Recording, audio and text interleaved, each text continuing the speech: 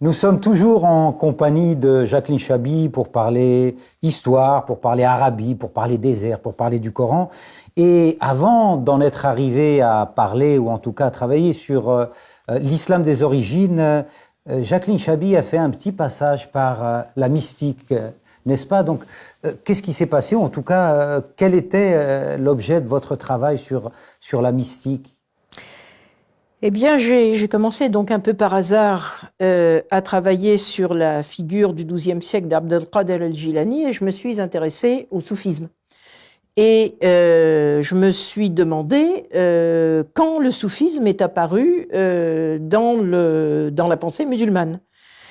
Et alors là, je suis allée un petit peu de surprise en surprise, toujours avec ma manie de regarder là où les autres ne regardent pas.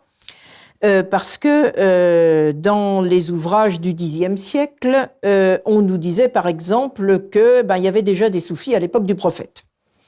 Et on disait que il y avait du temps de la période médinoise des gens qu'on appelait les Ahl Souffa, les gens de la banquette, et puis on disait Souffa, Soufi. Bon, c'est pas tout à fait la même racine, mais enfin, on faisait l'amalgame et on disait, ces gens-là, qui se plaignent de ne pas avoir suffisamment à manger, eh bien, c'est pas parce qu'ils n'avaient pas suffisamment à manger, parce qu'on n'avait pas à leur donner, mais c'est parce qu'ils avaient choisi de ne pas manger. Une forme d'ascétisme volontaire. Alors, une forme d'ascétisme volontaire.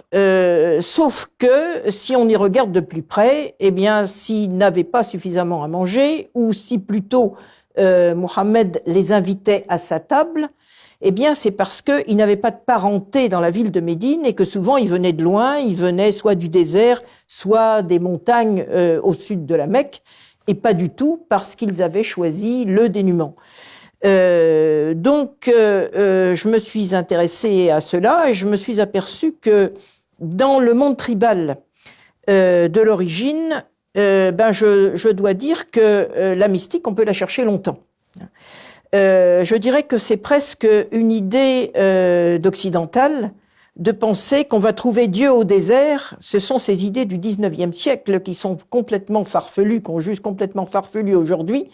Celles que développait par exemple l'orientaliste Ernest Renan, quand il disait que la spiritualité se trouvait chez les populations du désert parce que le désert est aride. Donc ils avaient l'esprit aride.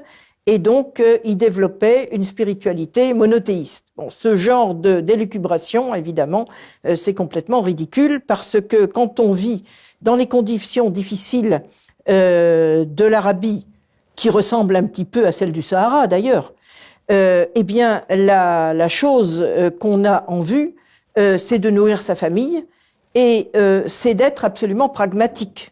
C'est-à-dire d'utiliser toutes les opportunités de vie qu'on a, toutes les utilités qu'on a, et non pas de rechercher Dieu en crevant de faim. Parce que si on meurt de faim, la famille meurt de faim également, et puis on n'existe plus. Bon. Donc, je me suis aperçue assez rapidement que ces élucubrations sur le fait que la mystique musulmane serait d'origine de la première période ne tenaient pas la route. Alors je me suis demandé à partir de quand la mystique apparaissait. Eh bien, c'est dans les sociétés à partir du IVe siècle que la spiritualité mystique commence à infuser dans les populations qui sont pas les Bédouins d'origine, qui sont pas les hommes de tribu d'origine, qui sont les populations converties. Parce que ces populations converties, très souvent, elles étaient soit d'origine chrétienne, soit d'origine manichéenne, et dans la mémoire religieuse de ces populations, parce que quand on change de religion, on change pas de mémoire religieuse, on change pas d'imaginaire, on change de croyance, mais on change pas de réflexe culturel. Et je dirais que ces populations ont importé dans le monde musulman des modes de pensée mysticisants qui existaient dans leur mémoire culturelle. Et d'ailleurs, si on revient un siècle avant, si on revient au IXe siècle, les grands littérateurs du IXe siècle, comme El-Jahiz, le grand littérateur du IXe siècle, qu'est-ce qu'il nous donne comme modèle de mystique? Il nous donne les modèles chrétiens. Votre intérêt pour la mystique n'a-t-elle pas un rapport de près ou de loin avec votre nom, Chabi, et non pas Chabi, comme certains se permettent de le prononcer? Alors mon nom, effectivement, peut donner lieu à quelques quiproquos assez amusants parce que le nom de la famille de mon mari, c'est Chabi, avec un A long, comme on dit en arabe, de la Chabia.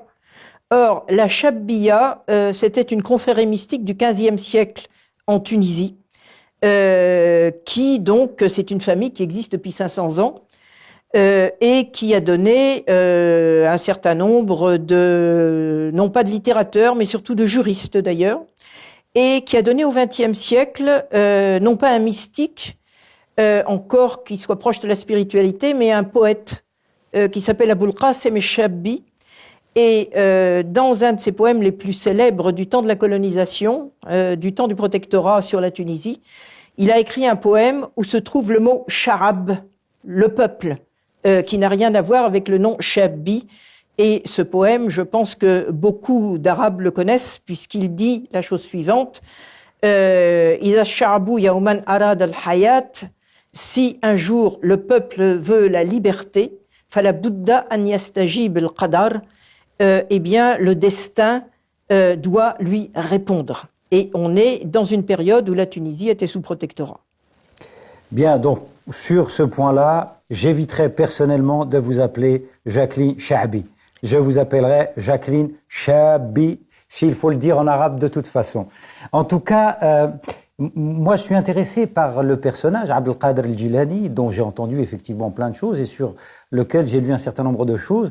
Donc vous avancez le fait que cet homme est loin d'être un saint, qu'il est loin d'être un mystique. Pourquoi avoir choisi précisément Abdel Qader el-Jilani, puisque des prétendus mystiques, il y en a énormément à cette période et bien après? Des prétendus mystiques, je ne dirais pas. Je dirais que beaucoup de personnages passent pour des mystiques. J'ai été, je dirais, une des premières. Encore une fois, finalement, je fais preuve d'original, à essayer de décrypter historiquement l'itinéraire de différents personnages. Des mystiques, de véritables soufis, il y en a eu, mais à leur époque, il y en a eu à partir du IIIe siècle, mais à leur époque, ils étaient considérés comme des fous. Parce que dans la société, les sociétés urbaines du monde musulman, les sociétés nouvellement converties d'Irak et d'Iran, eh bien, ce qui était demandé aux hommes par les juristes notamment, c'était d'entretenir leur famille. C'était de ne pas croire qu'ils seraient nourris par les petits oiseaux. Et on connaît ces anecdotes sur le fait que pour aller en pèlerinage, il faut prendre un viatique, il faut prendre son zad, et non pas partir pour faire 1000 ou 1500 kilomètres à pied au pas des chameaux, en comptant sur la nourriture que Dieu vous donnera. Et on considérait que ceux qui faisaient ça étaient des fous complets. Alors dans la littérature du IXe siècle, l'époque, la grande époque de la littérature classique d'Al-Jahiz, on raconte des anecdotes désopilantes sur les mystiques, et ils n'étaient pas du tout pris au sérieux à l'époque. Mais étant donné l'attrait que la mystique musulmane, le soufisme postérieur, qui est devenu une tendance spirituelle extrêmement importante, a eu avec des grands personnages et une grande littérature mystique, je dirais que les Occidentaux qui se sont intéressés au soufisme ont été fascinés par ces personnages postérieurs, qui sont effectivement de grands spirituels. Mais ils ont négligé de regarder de près la manière dont la mystique avait commencé historiquement dans le monde musulman.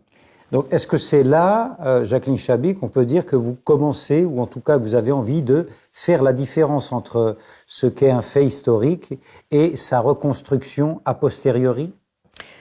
Effectivement, je dois dire que je suis tombée par hasard sur ce personnage qui a été un juriste et un grand orateur de son temps. Abdel Qader el-Jilani était ce qu'on appelait un wa'idh, c'est-à-dire un sermonnaire, quelqu'un qui fait des sermons, et il était au service du calife de son époque, alors que ceux qui étaient au pouvoir réel à son époque, c'était les Turcs seldjoukides, qui étaient des militaires, grands buveurs de vin devant l'Éternel, et qui exerçait le pouvoir réel.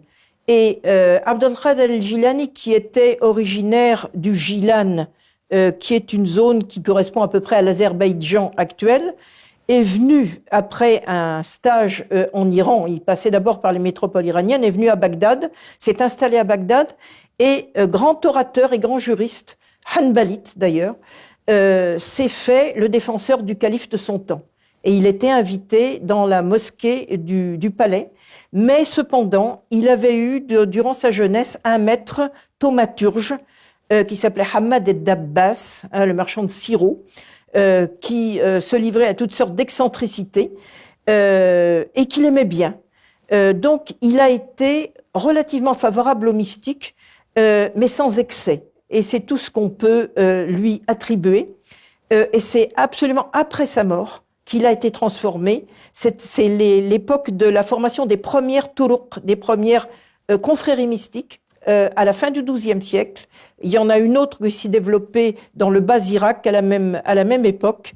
Les confréries mystiques musulmanes partent du XIIe siècle, après la phase que j'appellerais la mystique individuelle, et surtout le drame au début alors c'était bien au début du Xe siècle, le drame de l'exécution du mystique al-Hallaj. Le drame du mystique al-Hallaj qui a été crucifié à Bagdad après un long emprisonnement et dans des conflits politiques un petit peu compliqués. Et c'est à ce moment-là que le soufisme s'est éparpillé un peu partout et parti vers l'Iran, où il a fait souche et où il est revenu avec les Turcs qui avaient pris le pouvoir. Donc c'est une histoire très compliquée, celle du soufisme, qui traverse des aléas historiques et qu'on ne peut pas résumer en 3 phrases. Alors, vous laissez tomber la mystique, et notamment Abd al-Qadir al-Jilani, après avoir travaillé de nombreuses années pour vous orienter vers l'islam des origines. Alors, vous l'expliquez, hein, c'est après avoir lu un certain nombre de copies de certains de vos étudiants que vous considérez qu'il y a véritablement quelque chose à faire, une sorte de révélation. Non, c'est pas tout à fait. C'est ça et pas ça en même temps. C'est-à-dire que à l'époque, j'étais professeur d'université depuis déjà un bon moment, enseignante à l'université en tout cas, j'étais maître de conférence, et je préparais les étudiants à l'agrégation d'arabe. Donc, j'étais dans le jury, et puis je formais les étudiants, et je donnais aussi les questions du programme d'agrégation de chaque année. Et un jour, je ne sais pas pourquoi, j'ai donné une question sur les débuts de l'islam. J'ai commencé à travailler sur cette question, et ce que j'ai lu pendant l'été, en préparant cette question, me paraissait tellement mauvais historiquement, que je me suis dit, il y a quelque chose à faire. Et j'étais à l'époque dans mon 2e doctorat, le doctorat d'État. Juste quand vous dites mauvais, Jacqueline, c'est-à-dire, juste une petite précision sur le mauvais en question. Qu'est-ce qui vous a paru si mauvais que ça? Un exemple peut-être. Un exemple, difficile à dire. J'avais l'impression de me trouver face à une histoire complètement sacralisée. Or, une histoire sacralisée, c'est pas une histoire humaine. Or, l'histoire ne peut être qu'humaine. Et c'est dans les représentations qu'on a de notre humanité que nous sacralisons l'humanité. Mais au départ, on a une histoire humaine. Donc je ne trouvais pas l'histoire humaine des débuts de l'islam, et c'est cela qui m'a motivée. Donc à la fin de l'été, j'étais déjà inscrite sur un projet sur les confréries en doctorat d'État. Je suis allée voir mon maître Claude Cahen et je lui ai dit, monsieur, je change de sujet. Claude Cahen me laisse faire à peu près ce que je voulais. Je lui disais quand même, monsieur, on était très respectueux à l'époque. Et quand je lui ai dit les premiers résultats que je trouvais, eh bien, il m'a dit, allez-y. Et c'est de là, c'est par hasard que je suis arrivée à travailler sur la période des origines de l'islam. Eh bien, la période des origines de l'islam, nous allons continuer à en parler avec vous, Jacqueline Chabi, une prochaine fois. Merci de nous avoir suivis et à très bientôt.